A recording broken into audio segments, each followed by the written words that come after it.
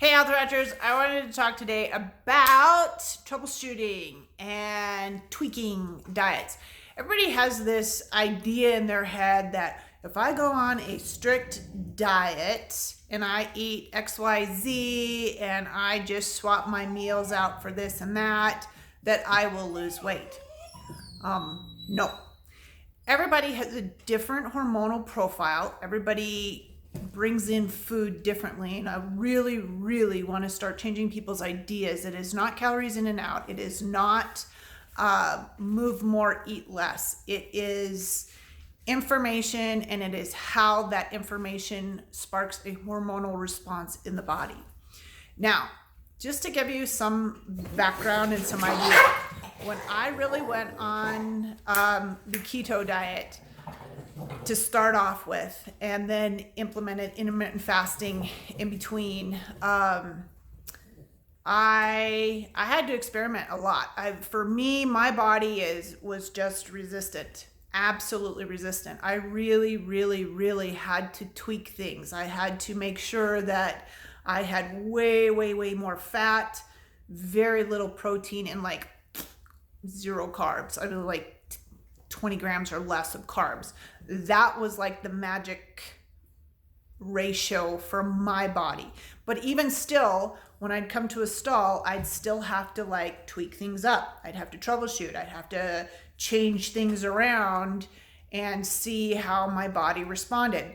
The body is super, super adaptable. It loves homeostasis. So a lot of people, when they start, they're like, nothing's happening. Well, things are happening. It's just that you have to see what exactly you need to do to start tweaking, troubleshooting, that kind of thing.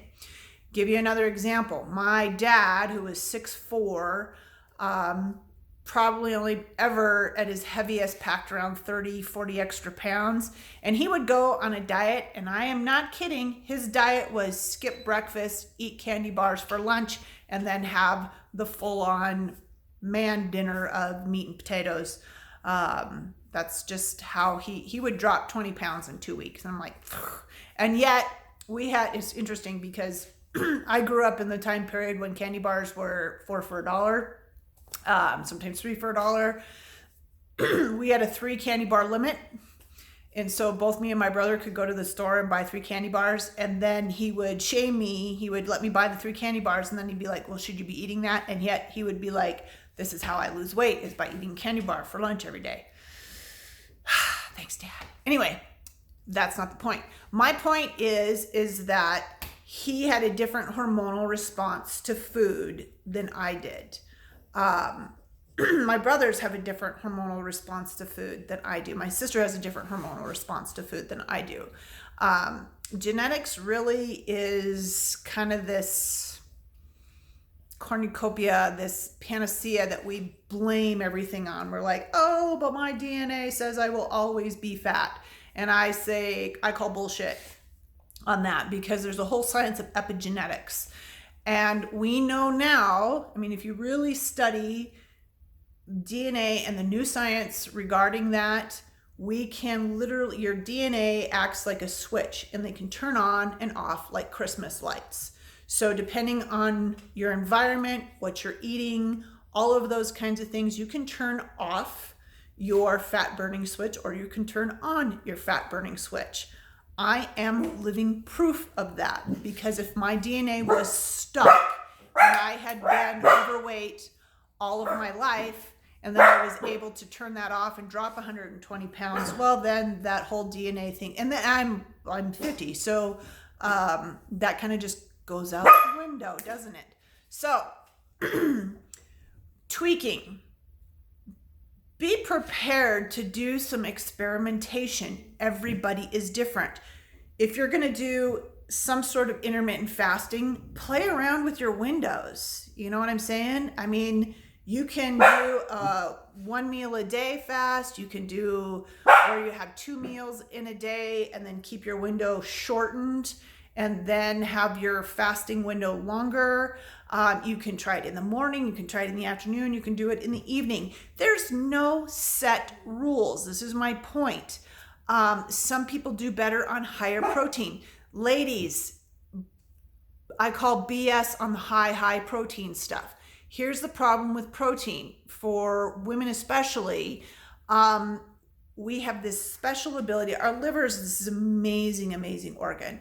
But what happens is if you take in too much protein, and this is where we go back to that, remember the low fat diet craze that everybody did, we all did. Pretty much you just ate like no fat and you'd eat some protein and some lettuce and it sucked. It was unsustainable. It was horrible. You didn't lose weight. People get stuck on that, but we're still kind of in that mental mindset that somehow that's how we need to eat, because it's so socially ingrained in us. So that unconscious programming, that power mind is running that program. I can help you change that. That not being the point though, protein, too much protein turns to glucose in the liver. There's a pathway in the liver, turns it to glucose through gluconeogenesis, which then, hey, glucose spikes insulin. So the protein can actually spike your insulin. It can actually spike more insulin resistant. And if you're already insulin resistant, if you already have metabolic syndrome, it's not going to work for you. So that's where changing those ratios and really getting a higher fat content in your diet, in your day-to-day eating, and a lower protein is going to give you the results that you're looking for. And obviously just nix the carbs, okay? I'm gonna do a whole video on fructose on fruit and what that does in the liver, but I just wanted to give you an idea. I'm constantly experimenting with my body. I'm to the point now where I'm more into sculpting and shaping and seeing what I can actually accomplish with my muscle adventures, what kind of fat ratio versus protein ratios is going to give me the biggest muscles, right? Or change the shape of my body. So that's kind of where I'm at right now, but I'm constantly experimenting. Do not be afraid to experiment. Do not get stuck in the idea with the blinders on that you can only eat this, and this and lose weight. And then if nothing's happening, that's why. It's because your body is responding differently hormonally to that food than mine or somebody else's, okay? So get that whole idea, push it out of your mind. It's BS. Everybody is unique. Everybody is very specific, and you constantly have to be changing things up to avoid the whole idea of body adaptability. All right, Health Ranchers, happy trails. I'll talk to you later. Bye.